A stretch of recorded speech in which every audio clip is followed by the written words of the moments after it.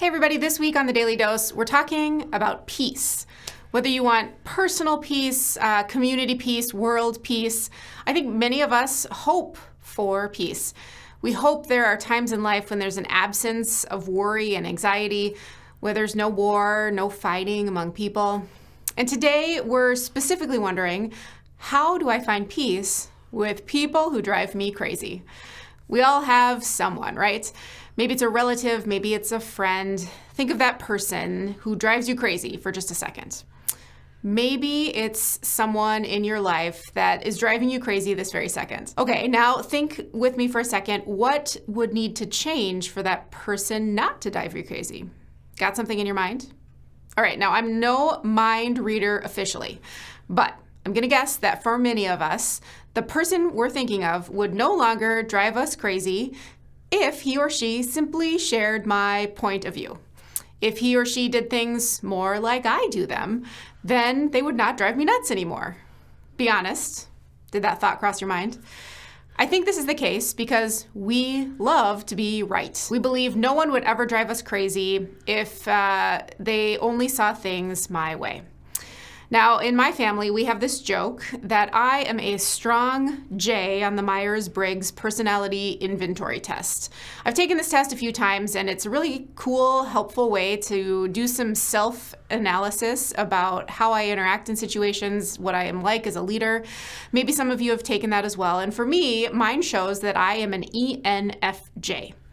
Extrovert, intuitive, feeling, and judging. And the joke in my family is all around this final descriptor, judging. Now, it's sometimes understood on the Myers-Briggs that J's are negatively judgmental people, and that's actually not an accurate description of this personality type. It's more so related to decision-making.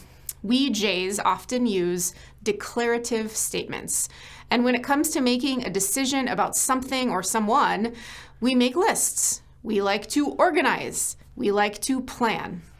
And we also desire a certain sense of closure about our decisions. This is compared to the perceiving types on the inventory, the P's, who like to stay open to whatever happens in their decision making. They tend to be more spontaneous and would prefer to adapt the world rather than organize it. And the joke in my family comes out in this way. Someone in my family might say, "That was a very J thing of you to say." I might have reacted to something with a declarative statement because I respond quickly in situations, and so it often comes out like I'm this know-it-all, someone who assumes everyone else in my path will naturally see it my way. Now, remember a few minutes ago when I asked you to speculate about the person who drives you crazy and see if you might change your mind if they simply understood things your way? Well, here I am with my J declarative statements, assuming closure in what I say, making it seem like I'm naturally right. Here I am, driving my family and likely other people crazy. Now, the Bible actually has something to say to those of us who really like to be right. Those of us who assume harmony happens once someone changes to be more like me. In Romans 12, Paul reminds us, "Bless those who persecute you. Bless and do not curse. Rejoice with those who rejoice. Mourn with those who mourn.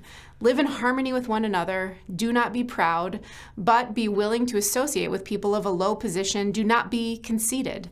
Do not repay anyone evil for evil. Be careful to do what is right in the eyes of everyone. If it is possible, as far as it depends on you, live at peace with everyone." Now, I learned something interesting this week. The actions of this verse, the verbs, bless, rejoice, mourn, live, and so on, they're written in the Greek in a way that means continual action. Something that shouldn't just be done once, but should be continually done. Continually bless those who continually persecute us, those who continually want to be right, those who continually drive us crazy. And I'm guessing that you are saying with me, that sounds great, but also impossible. Maybe a one and done type of thing, sure, but especially continually? I don't know. I want to do this, but it's really hard.